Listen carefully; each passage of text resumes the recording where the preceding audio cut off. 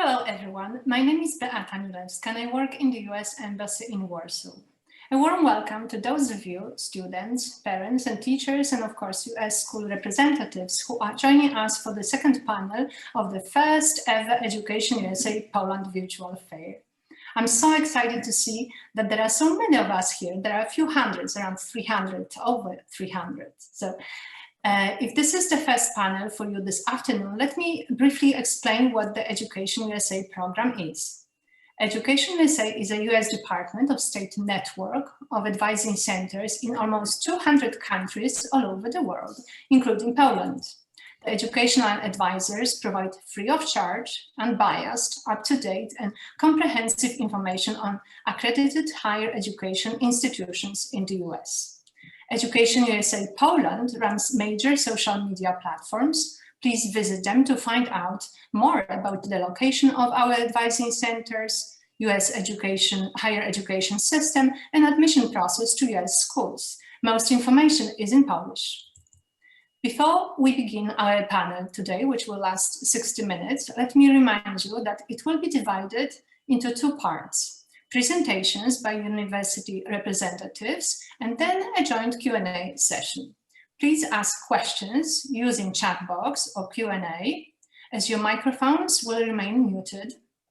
Please don't hesitate to send questions to specific school representatives. Their names should be on the top of your chat box. General questions will also be answered by EducationUSA advisors. Please send them in English. The theme of our panel today is liberal arts programs. Why did we choose this theme for the fair? There must be a reason, and there is one reason. Liberal arts studies may be a solution for Polish students who are close to their high school graduation and are not sure what studies to choose next. The US higher education system at the undergraduate level is mostly based on the liberal arts model, where students explore many different subjects before declaring a major. Even if you know what you want to study, you have the opportunity to try completely new topics and ideas, which will provide you with a well-rounded education and opportunities to develop the key soft skills needed for today's economy and future jobs. Graduates of liberal arts programs learn how to think creatively, to develop problem-solving and analytical skills, and to communicate effectively. While students do select a major field of study, they can combine many different interests into one educational experience. There is one interesting comment on the website of the US Bureau of Labor Statistics, which basically says, generally speaking, liberal arts is designed to prepare students for a variety of career options rather than for a specific occupation. So it's an important comment. You are basically leaving a door open to many professions in your future. Let me introduce our panelists today. We have very interesting guests. And the first is Jeff Hutchison, Director of International Admissions at the Rider University in New Jersey. We have Francesca Salcedo-Edwards, Assistant Director of Admissions at the Bennington College in Vermont. Christy Massaro, Senior Assistant Director of International Admissions at the St. Peter's University in New Jersey. Dean Mendes, Associate Director of Admission, Williams College in Massachusetts. And Whitney Packett, Assistant Director of Communications of International Admissions at the Hollins University in Virginia. While this is very important, this panel will specifically focus on liberal arts education. Please note that these schools offer a wide variety of other programs, such as science, technology, IT, engineering, which you will hear about in a minute, and later you can, on your own, further explore them on the school's website. All right, let's start the school's presentations. Jeff, would you please introduce the Rider University in New Jersey to us right now? Yes, thank you very much, Beata. As Beata said, my name is Jeff Hutchison. I'm with Rider University here in New Jersey. I'll go ahead and share my screen so that we can see this presentation here. Let me get this going. My apologies here. So Today, I want to highlight, or this afternoon, highlight Rider University and what we have to offer for the liberal arts. But before we begin and jump into the academics, I'll do a quick introduction of Rider University so that you have that information, a little bit about who we are and where we are. Rider University is a small private university. We have been around for 150 years. Started in 1865, and you'll see that prominently identified on our logo with the oak tree that you'll see throughout the presentation. We are located in New Jersey. For those that are familiar with that area, we're about 1 hour from New York City, about 45 minutes to Philadelphia, and then about an hour, 45-minute to an hour drive over to the ocean, probably called the Jersey Shore. And if you're familiar with Princeton, we are about 5 miles from Princeton University in that area. Additionally, we are about 5 hours from Boston and 3 hours by train from Washington, D.C. I highlight that because that area is a prominent corridor in terms of activity, access, and opportunity in the United States between Washington, D.C., Boston. And that benefits our students greatly, as it does many of the universities in and around that area for access for learning, as well as for internships and opportunities for employment afterwards. Rider, again, is a small university. We have 3,900 undergraduate students. We have a 10-to-1 student-faculty ratio with an average class size of 21 students. What that means is that you are able to get to know both your faculty and fellow students very intimately throughout your career and form friendships for the rest of your life as part of that process. The campus, while we are small in the number, 3,900 students, we are quite large in space. It's 134 hectares that you have available to you, from the academic open spaces to the residential spaces, dining halls, and sports. We are a Division I NCAA school if you're interested in athletics. And we do encourage everyone to take a virtual tour. There is a link in my presentation. I think that'll be available after everything, so you can feel free to take a virtual tour of the campus. Academic distinctions. In the Northeast United States, we are ranked number 38 by U.S. News and World Report. Also number 21 is most innovative and a best value school. Recently, we did participate and take into a readjustment of our tuition. I'll talk about that a little bit more in just a minute, but that just adds to the concept of best value in what we have to offer. As Beata said, we do offer more than liberal arts. We have 4 colleges with 100+ majors, both undergraduate and graduate, as well as certificate programs that we offer. Those include our business school, our College of Education, Human Services, liberal arts and sciences, and our Westminster College of the Arts. And unique about the Westminster College of the Arts, it is a combination of both fine and performing arts, as well as the Westminster Choir College. It's a small, unique college that we have that is world famous, that does choir conducting, choral conducting, sacred music, things of that nature. It's world renowned for what it has to offer. So as Beata introduced at the beginning, the College of Liberal Arts, coming into that program, gives a wide scope of opportunity for you. So if you are coming into the college experience and maybe you're not quite set, not quite sure what track you want to go down, the liberal arts will open up a world to you. Matter of fact, many of the programs that you see here lead to more specific graduate areas of study. We do have, for example, a pre-med program. So someone might want to come in and do the biology, biochemistry, those types of areas of study before they go into medical school. We have public relations, which would lead into a law school. So you have all different areas of study that you can choose from in this. Now, when you come into this program, we recognize and realize that you may not have everything set as far as the direction that you want to go. That's why we make sure that you're assigned an academic advisor to help explore the programs that we have with you. So these are just some of the majors that you can pursue through our College of Liberal Arts. And as you can tell, it is it's quite an eclectic group of majors, everything from computer science to marine sciences. These are, I just highlight those because then you get into STEM type programs that we have within the College of Liberal Arts. Actuarial science, which you see at the front there at the very top, is one of those programs. So if you do come into the liberal arts, you might choose one of the STEM options for that. I think there was a panel that's either, it was already done or maybe a little bit later today. We'll talk more about the STEM opportunities, especially in terms of work for you in the United States. But it's not just about what we have to offer in terms of the scope. It's also about the cost and the value.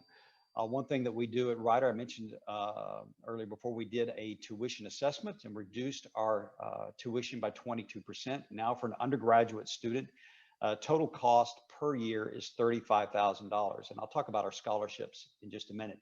But it's not just lowering the tuition. It is also about career development. It is about diversity. It is about navigation, which all fit quite well into a well-rounded education of a College of Liberal Arts. In addition to that, with the support that we provide through that, we do have our Center for International Education, providing immigration support, cultural adjustment, orientation. We say we pick you up at the airport and we cry with you when you graduate and we say goodbye. We have very healthy, robust academic support and career counseling. And then activities, a wide variety of activities from academic, sports, social, cultural, that you can participate in on campus and within the community. So I want to be mindful of my other colleagues. So very quickly, I will just highlight the fact that we do have scholarships available for our students, anywhere from $11,000 to $20,000 per year. Every student who is admitted will receive an academic scholarship for that. So being respectful of my colleagues' time, I will turn this back over to you, Beata. I'll stop sharing. Thank you, Jeff. That was very interesting. Thank you very much. All right, let's now hear from Francesca at the Bennington College in Vermont. Please go ahead. Absolutely. Thank you so much, everyone, for joining. My name is Fran. I'm an assistant director of admissions at Bennington College. A quick overview of Bennington. We're a very small private liberal arts college in the northeastern United States. So you heard we're in Vermont. Just to situate us, we're about 3.5 hours north of New York City and about 3 hours west of Boston. In terms of Bennington, we have about 750 undergraduate students who are all living and learning on campus from over 60 different countries and 45 different states in the United States. So you can see that we're an incredibly international campus. About 20% of our current students are international students. In terms of getting to know Bennington, we have two key pieces of our educational structure that we pride ourselves on in terms of being a little non-traditional when it comes to the liberal arts. And so I'll walk through those two pieces to hopefully give you a sense of what a Bennington education looks like. So the first of those is, of course, our academic structure. And so at Bennington, we wanted to design an academic structure that goes beyond the traditional boundaries of majors and minors. And so at Bennington, every student engages in what we call the plan process. And so every student will develop their own course of study throughout their 4 years at Bennington. And essentially, when you arrive, we assign you with two advisors. One is an international student services advisor to help you in your transition, not only to higher education in the United States, but also to the US broadly, as well as an academic advisor. And so we don't have any core requirements at Bennington. We believe that different courses, different areas of study benefit students in different amounts. For one student, it might be critical that they're taking statistics classes. For another student, it might be history or dance. And so the plan process is really about putting the key agency with the student in designing their own education.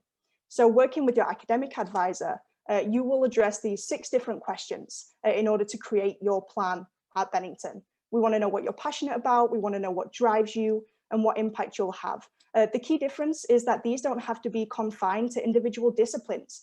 Perhaps you're passionate about the environment and you want to study environmental policy. Do you study history? Do you study sociology, environmental studies, politics? Why not take classes in all of those areas so you can get a really 3-dimensional view of your particular interests?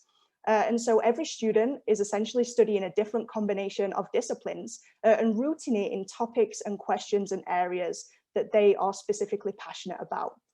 So we offer 45 different areas of study at Bennington. They're on your screen right now. As opposed to asking students to pick one of these to focus on in their second year, this is when you write your plan essay and you create your plan.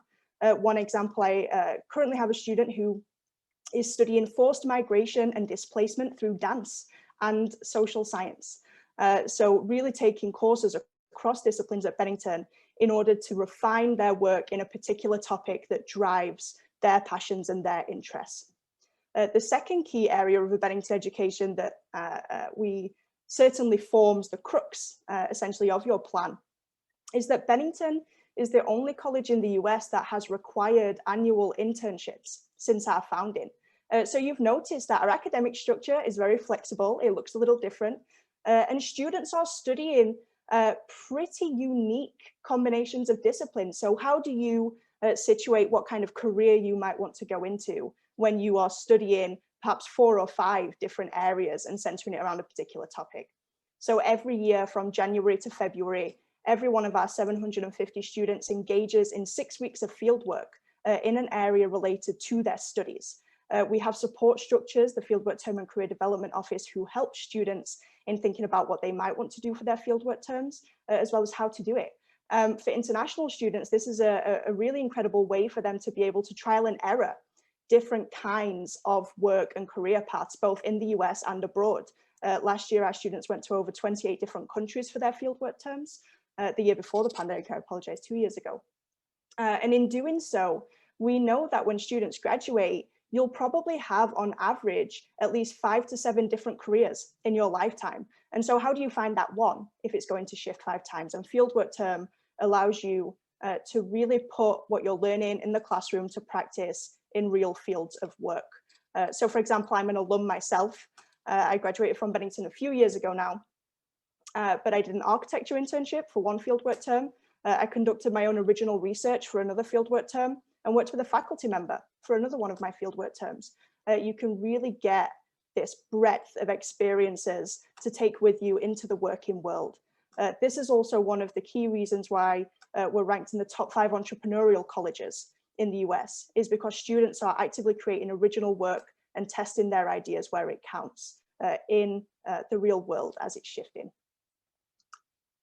I also just want to quickly kind of summarize what the fieldwork term and the plan process does for students. And so 97% of our students are employed full-time or are working in service programs or in graduate school a year after graduation. And over 25% of our students have started their own companies 10 years out of graduating from Bennington. Particularly for international students and their experience at Bennington, it allows them to get to know the working world in the US, but also because fieldwork term is a part of our curriculum, it means that you can use CPT hours, which essentially means an hours that you're allotted as an international student to spend working within the US off campus. In terms of our admissions process, every single international student at Bennington is eligible for every penny of funding that we have, equally as domestic students. So for international students, we offer merit-based scholarships that go up to just over $37,000 a year. And we also offer need-based financial aid, the combination of which can cover the full cost of attendance. 93% of our students are on some form of financial aid, and that is even higher among our international student community. And also, if you would like to apply for that, we just require the CSS profile when you submit your application. If that presents a financial burden with the fee, you can also submit the ISFAA, which is a free financial aid form. Thank you so much for your time. I've put my contact details up there. I know that's just a little inkling of what Bennington College is about, but please feel free to reach out if you have any questions or you would like to learn more. Because we're so small, we have the privilege of really being able to engage with our applicants one-on-one, as well as our prospective students, so don't hesitate to reach out. Thank you, Fran. Thank you. Let's now travel to to New Jersey again. Christy, would you like to introduce St. Peter's University to our audience today? Yeah, share. Okay, I had a little issue this morning because of my dual screens. It wasn't sharing properly, but hopefully this works. Okay. Hi, everyone. My name is Christy Macero, Senior Assistant Director of International Admission at St. Peter's University. I work with undergrad transfer, grad students, and I'm also the DSO to issue you the I-20s for your visa interview. So I do it all for the international student.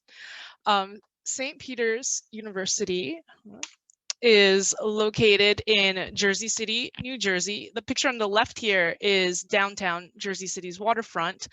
You can see Jersey City and Manhattan are directly across from each other, only separated by the Hudson River by PATH train, which is like the subway that connects to the New York City subway lines in various locations. It's about 12 minutes away.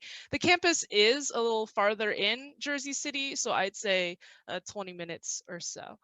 I used to live in the waterfront there. The picture on the right, one of the building on, let's see, on the right, so it's a pretty neat place to live.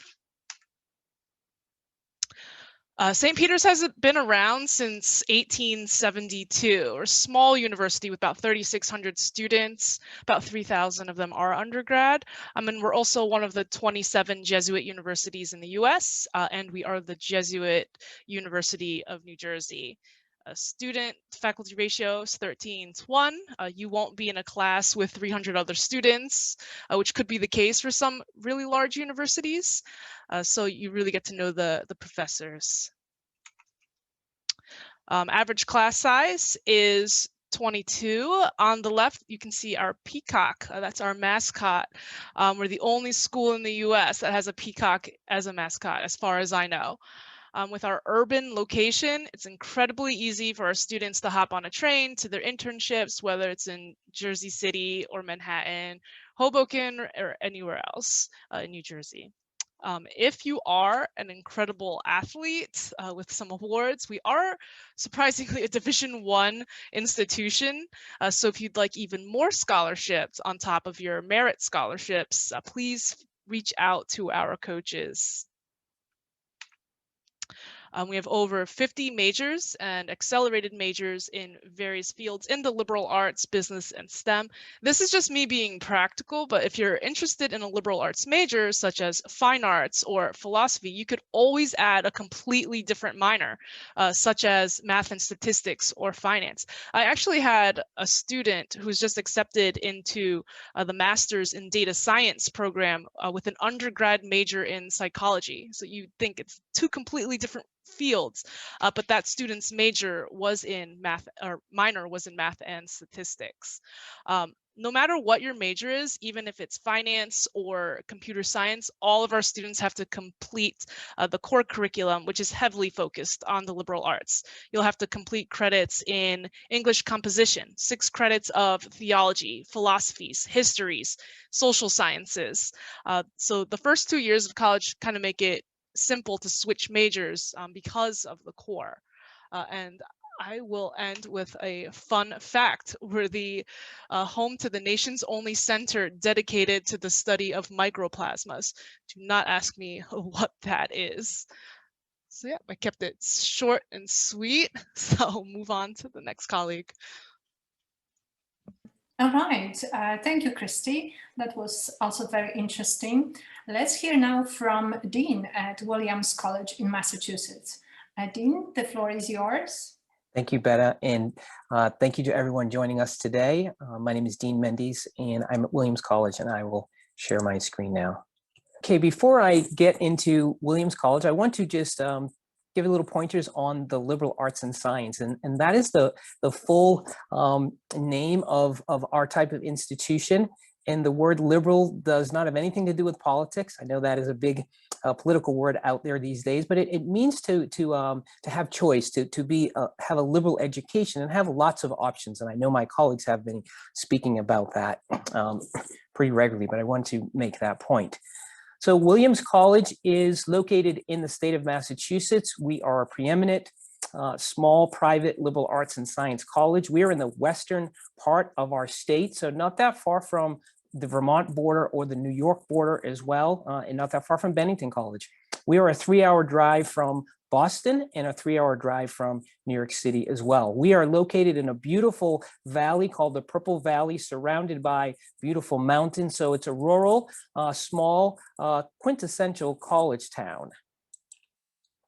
So this slide will talk about a little bit about our demographics, who we are and where we come from. So we are 2,200 undergraduates. We operate predominantly as an undergraduate college. And you can see from the slide that we're very global. We have students with 95 different citizenships, 46 states represented in the United States. 9% of our students are international students. And we are recruiting around the world and around the country to find students that want a small private liberal arts college that is rigorous and challenging, but very collaborative in our model. So academics. So we have one of the smallest student professor ratios that you will see. I've heard of a 6-to-1 at another institution, but for every 7 students, there's 1 professor.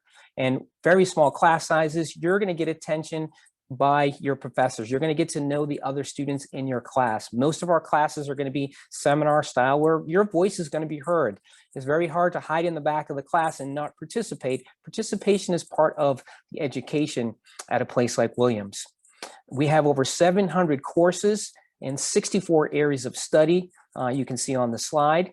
And you do not apply to a department. So in this form of the liberal arts, you just apply to Williams College, and then you can decide to major in whatever you like. And you don't select your major until the end of your 2nd year. So you have 2 years to explore, test the waters, talk to people, take some classes, and then make an educated decision on what your major is going to be. And 40% of our students have a double major. And we have academic divisions that help you get the full liberal arts experience, which is that broad experience. So all students will have to take 3 courses in each one of the divisions that you see on the slide there. We also are one of the only schools in the U.S. that offers a tutorial style program. And it's modeled after Oxford University, and it's 1 professor and 2 students in those classes.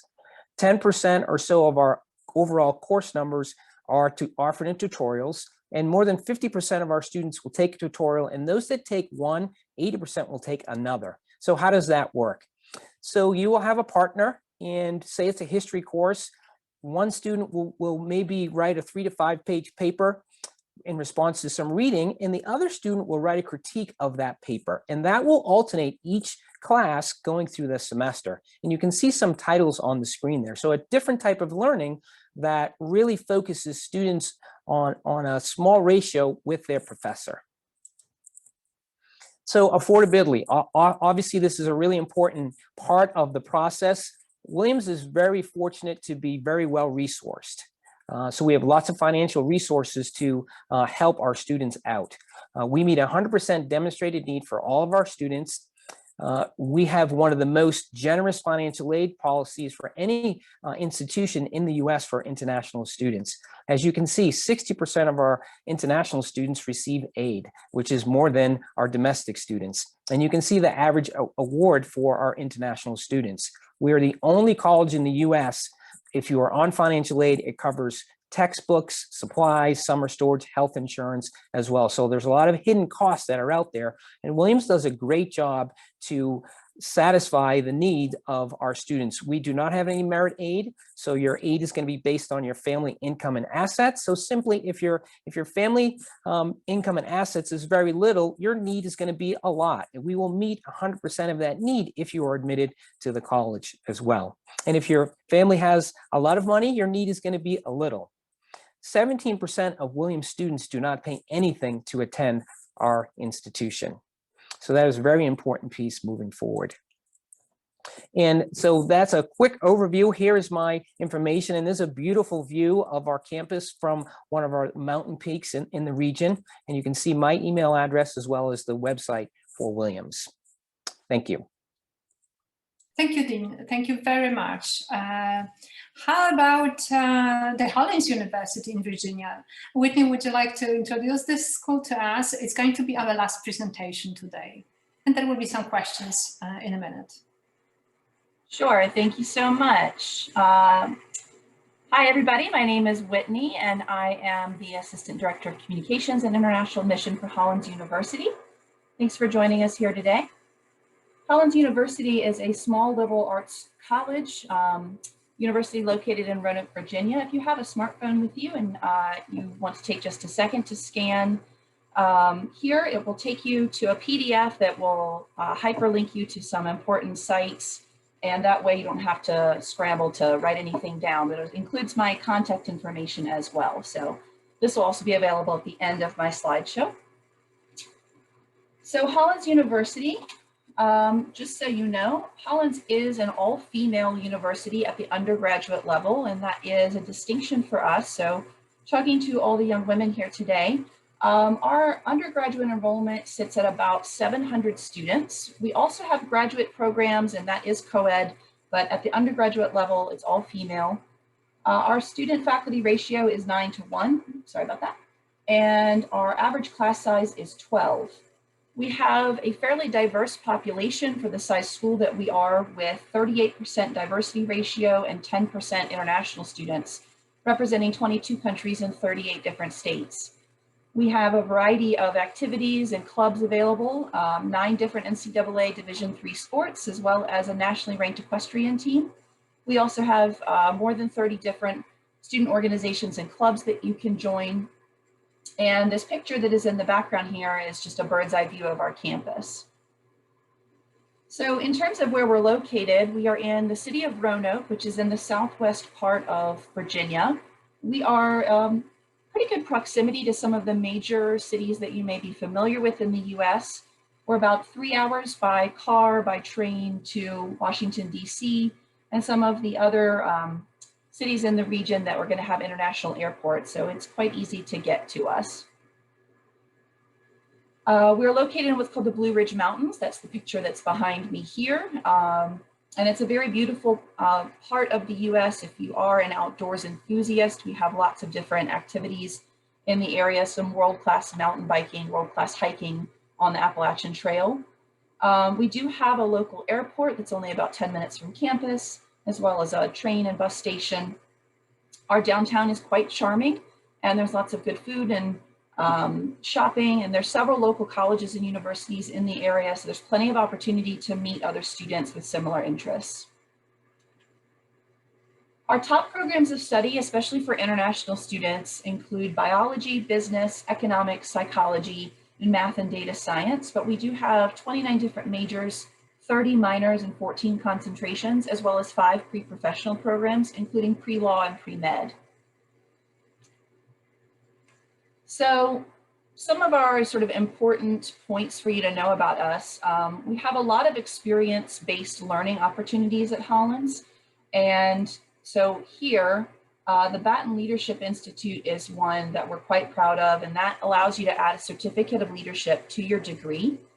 We also have a strong study abroad program. Obviously, our international students are already studying abroad, but we do have the opportunity for you to go to additional countries around the world and to study for either a semester or a month, and several undergraduate research opportunities.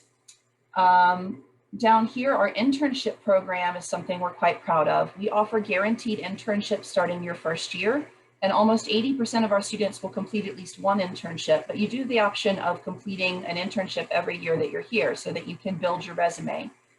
That leads on to, graduating and getting a job. We have several graduate school partnerships in place, and 74% of our graduating F1 students will participate in what's called OPT, which allows you to extend your student visa for 12 to 24 months and work in the US in your field of study. 95% of our graduates will do so in 4 years or less, which is an important statistic because it saves you time and money. And 95% of our graduates are employed or in graduate school within 1 year of graduation. Again, you're coming to school to get a degree and to get a career, and so it's important that you know that you're able to jump immediately into that. We are nationally ranked number 102 for our liberal arts colleges, 44 in best value school, 21 in top performers on social mobility. And for those of you wondering how to apply, so it's fairly simple, straightforward process. We recommend the Common App. It is free to apply. And we just require some basics. So your secondary school transcript, a secondary school report or letter of recommendation, English proficiency scores, which can be waived if your language of instruction has been English, and then SAT or ACT scores. In terms of scholarships, we guarantee every admitted student a merit scholarship of at least $24,000 US. It does go up to full tuition. The average award for international students is $34,000 a year. We do have one full tuition award called the Global Commitment Scholarship, which you can apply to after you've applied for admission. And we recommend that you apply for that by December 1st for priority review. Our deadlines, if you're applying to us for the fall of 2022, then these are your deadlines for the coming up year. We have November 1st for early decision, that is our binding agreement, and then November 15th for early action and February 1st for regular decision. And there is that code again, just in case you did not get to scan it the first time. Thank you so much, I appreciate it. Thank you, Whitney. Thank you very much. That was our last presentation today, but we had some interesting and very important questions. Thank you, and we've received quite a lot of questions through the fair registration form. So I selected some of them, thinking that they would be of the issues raised in those questions would be of special interest to our students. So the first one will be. Were there any changes in the admissions process at your schools due to COVID-19 disruptions? And how about, Dean, could you please start it off, perhaps? Sure, thank you, Beata. So yes, the main adjustments and change that we made is we typically require an SAT or an ACT, and we were test optional for this past application cycle, and we are going to continue to be test optional for the next 2 cycles because there are so many places where you can't get an exam, or we don't want people to risk their health and safety to go take an exam. The other adjustments we made is, we were always as flexible as possible, but we had to be even more flexible. We know that there are students that weren't able to get certain testing done, or maybe activities were shut down, or also counselors might not know students as well, or teachers might only know them in the virtual world. So we had to use that context into reviewing the application as well. So we also know that there could be issues with being at home and having Wi-Fi issues and having to learn under that circumstance. So if there was a dip in grades during COVID, particularly last spring and maybe this fall with certain grades, that we could dig a little deeper to get a better understanding of what had transpired. And we know that the pandemic has affected people in a lot of different ways. So we wanted to try to do our best to try to understand that in our process this year, and that will continue for next year as well, because it's still going to be affecting people. Okay, thank you very much. Well, are there any changes at the Bennington College? Fran? Absolutely. So there actually wasn't any policy changes in regards to our review process at Bennington. So we have and continue to be test optional for a number of years now. We also have no fee associated with applying to Bennington. And we always have had an extremely flexible and holistic review process, meaning we truly evaluate every student's individual context, both in terms of their high school experience as well as their application process. As Dean mentioned, I think the number one term that certainly we did ascribe to was just absolute flexibility, both in terms of for students who perhaps had final exams that were cancelled within certain curricula, for students whose final grades were being awarded in different ways than they typically were. Certainly, we essentially worked with every single student one-on-one to just understand the kinds of results that they were going to attain and how we would review them. But certainly, in many ways, the pandemic just further highlighted and entrenched already existing inequities for students, specifically international students applying to the US.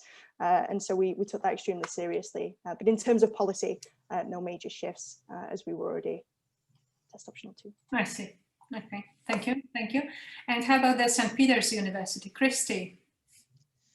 Yeah, so I think we've become a lot more flexible. Before 2020, we did not accept a Duolingo English test, and now we do, because it's wonderful. Students can take it at home. Scholarships have also increased, and the SAT is not even necessary for those scholarships. And so a merit-based scholarship will be entirely based on a student's GPA rather than test scores. So I would say those were the two main factors or changes in our admissions process. All right, thank you very much. Let's move on to the next question, which will be, can you provide advice on advice to students on how to successfully apply for financial aid at your school? Whitney, would you like to share some tips from the Hollins University? Sure. So in terms of Hollins University, we guarantee your merit scholarship at the time of admission. So I would just say my best advice to you is to present as strong of an application for admission as possible. Really pay attention to making sure that you detail all of those extracurriculars you may do, community service projects you're involved in, and then also take some time on your admission essay to comb through it thoroughly and clean it up to make sure that you're presenting your best work for us. In terms of our Global Commitment Scholarship, which is our full tuition award, it's a fairly simple, straightforward process. You fill out a simple application with personal details, and then you write an essay, and the essay is reviewed by a panel, and then the second round, 10 students are selected to interview. And so you just are preparing for a one-on-one interview. So I guess my best advice for students is to make sure that they present themselves in a way that is unique, somewhat professional, and that you're highlighting your best assets for the schools of your choice. All right, thank you very much. Jeff, would you like to share some advice from the Rider University, please? Yes, Beata, thank you very much. For Rider University, all of our students, regardless of where they're from, will be eligible to receive academic or merit-based scholarships. We do have, for first-year students, 5 different levels for that. And students are automatically considered and eligible for it based upon their academics. They can bolster that with SAT. Our admissions criteria is SAT optional, so that's not required for admissions, but it can improve the opportunities on the academic scholarship. We also look at the curriculum and courses that were taken. And then we do have a competitive scholarship. It's a full tuition scholarship that is available for students, and that is open to all, not just international. It's open to every student that can apply, but we have a limited number of those that we provide. But one thing we do additionally for all of our international students who are coming on an F or a J visa, we do extend a travel grant, a little monetary grant for them to help offset some of the costs that they experience in that. So in short, for Rider University, it's automatic consideration, but it is based upon the academic merits and bona fides. All right, thank you very much. And our next question sounds like, please let us know what assistance can a liberal arts student receive from your school upon arriving later. So Dean, perhaps, would you like to elaborate, perhaps? Sure, thank you, Beata. So as I mentioned earlier, Williams has substantial resources, and we are very lucky to be in that situation. Many students at Williams say, we have resources to help you find the resources.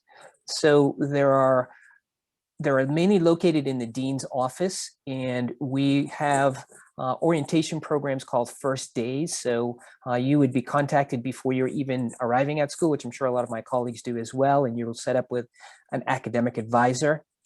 you will have an academic advisor for the first 2 years until you choose your major. And it might not be in a department that you're going to focus in, but someone to guide you and make sure that you're understanding the divisional requirements and getting the breadth of the liberal arts. We have all kinds of services within the Dean's Office for international student services. We have a writing center. We have family and parent programs within there. We have a quantitative skills program and also peer support. So you can get support from your peers as well. As a junior or senior in your last 2 years, you'll have an advisor that works within your major. So if you have 2 majors, you'll have advisors in both of them. We have concentrations at Williams instead of minors. If you're in a concentration, you'll have an advisor there as well. So lots of social resources as well, psychological resources and things like that on our campus to support. It's very hard to fall through the cracks and not know where the resources are at Williams. Sounds great. Thank you very much. And how about Bennington College? What kind of assistance will a student receive at the Bennington College, Fran? Absolutely. So in terms of assisting students, that really starts the moment you enroll. We have international student services working around the clock to assist students in transitioning to Bennington. As I mentioned, once you arrive, you are also assigned an academic advisor.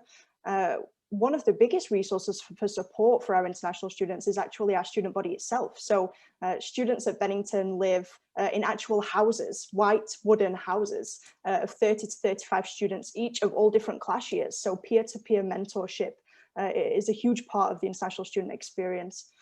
Beyond that as well, when you decide what it is you would like to study, every student is assigned at least 3 to 4 faculty members who teach the areas that you're leaning into most, who oversee your work throughout the rest of your time at Bennington.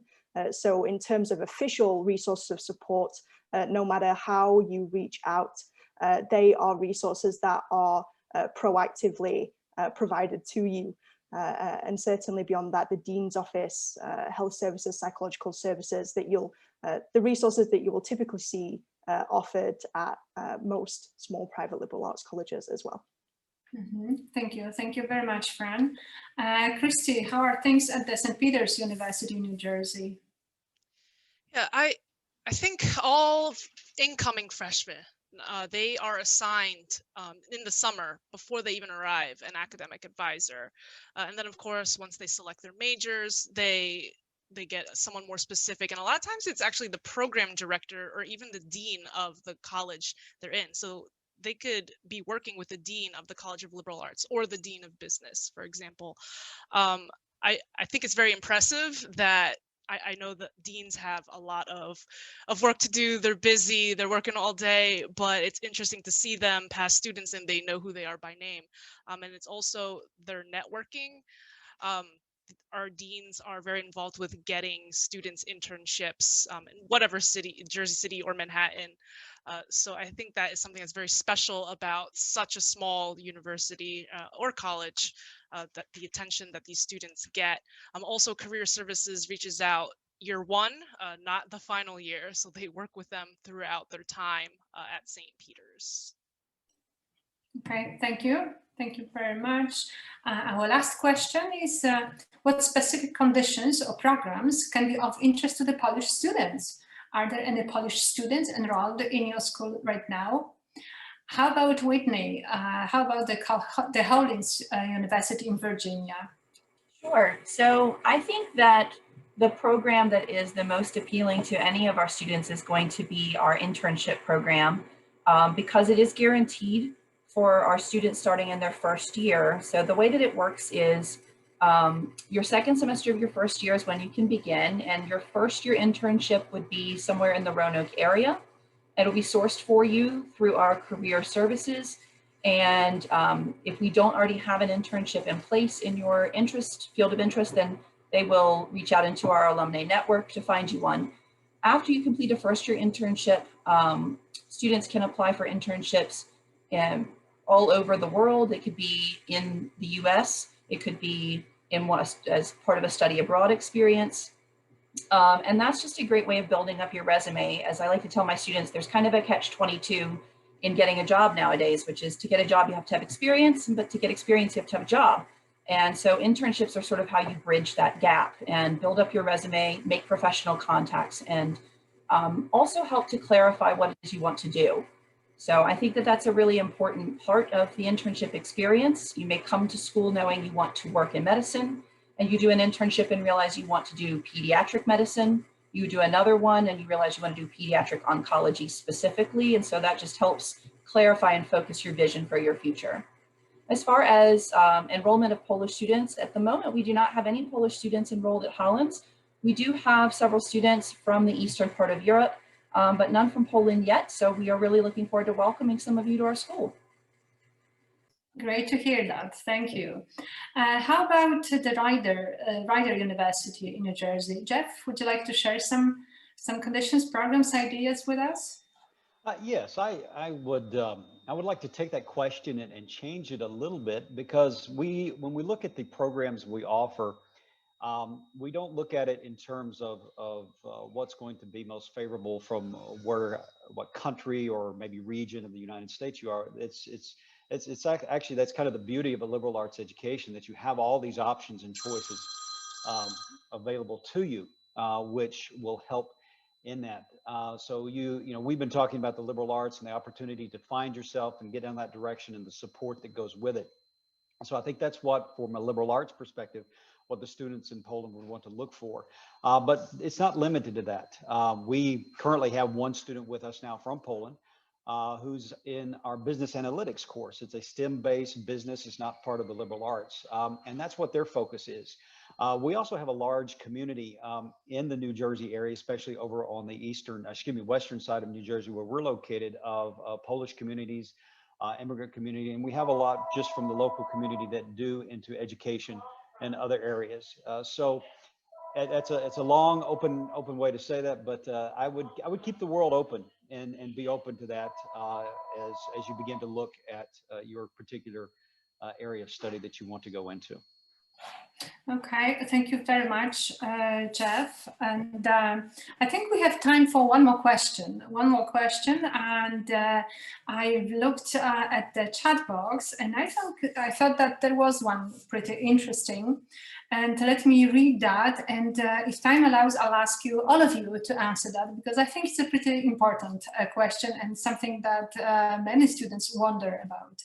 What is the most important thing that university is looking at while recruiting students, right? What is the thing that you are looking when you look at the stock of papers, and whether it's an essay? Is it an essay? Is it like other aspects of the personality that comes out from the stack of papers, right? So how about Dean, would you like to comment on that?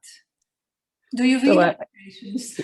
Thank you. I assume the question is talking about when we're reviewing applications. Right. Is that correct? So, so the liberal arts, it's a holistic approach. So you're looking at the whole application. If there's, if you look like, maybe it's like a bicycle wheel, the center of that wheel is most likely going to be your academic work, your transcript, and all the other pieces of that, the recommendations, your activities, your essay, those are the spokes that also keep the wheel moving. The wheel does not move with just that center piece. But I would say that transcript is probably going to be a key piece, depending on how selective the school is. But again, everything is going to be important, and the transcript not alone and not a test score is going to get you admitted or denied. It's going to be the whole picture of what you bring to the reviewer of the applications. Okay, thank you, Fran. Very quickly, I want to hear answers from all of you. Absolutely, I completely echo everything that Dean just said. I think that speaks to really the approach of liberal arts colleges in reviewing your candidacy. Just one quick note, I think, knowing that you're going to study in multiple different areas, at least in that first year, at some places 2 years, all 4 years, the level of intellectual curiosity that you display, right, an intention to study across the curriculum, and open-mindedness that you might change your mind. We really value seeing that in students' applications, and it showcases just how much they'll take advantage of the curriculum, how they'll thrive, and also how they'll engage with the community around them. Okay, thank you, Christy. Christy, St. Peter's University.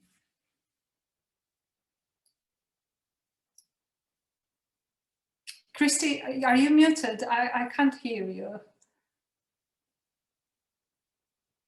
How about we start, maybe we'll ask Whitney to help us with the situation, and maybe we'll go back to Christy. Sure. So I agree. I'm going to echo Dean and Fran here.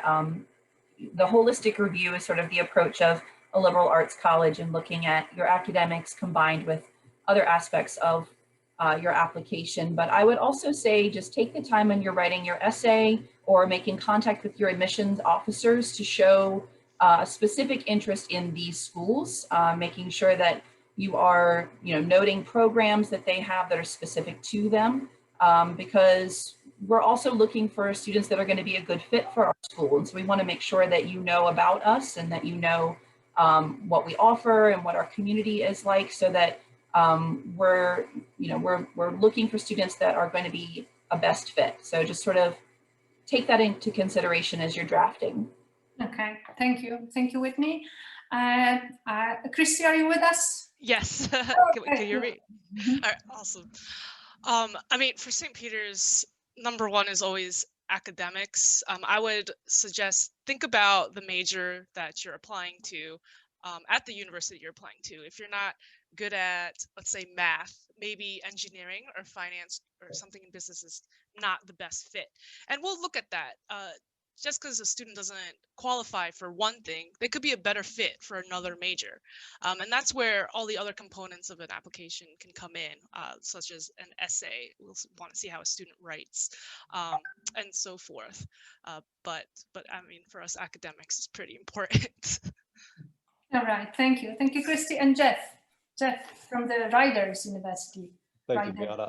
I will say that we'll be hard pressed to add to what my colleagues have mentioned, the core, the academics, the well-roundedness, the essays, and especially what research they've done into not just the programs that they're looking into, but also the community and the university we have. As I think Whitney said it just a moment ago, we want students that will fit and succeed at our program. So I will take it one little piece of advice to that. So if you start your if you start your inquiry, please give me a full ride. It's probably not the right foot to step out on as you're looking for that. We want to know about you and why you want to come to our particular university and why you want to study. Thank you. And that was our last question. Our panel is about to finish. If you have any specific questions to our panelists or school representatives from the previous session, please contact them directly. You will always find the contact information on the fair's website, which will stay with us on the EducationUSA platform for some time. Thank you for being with us.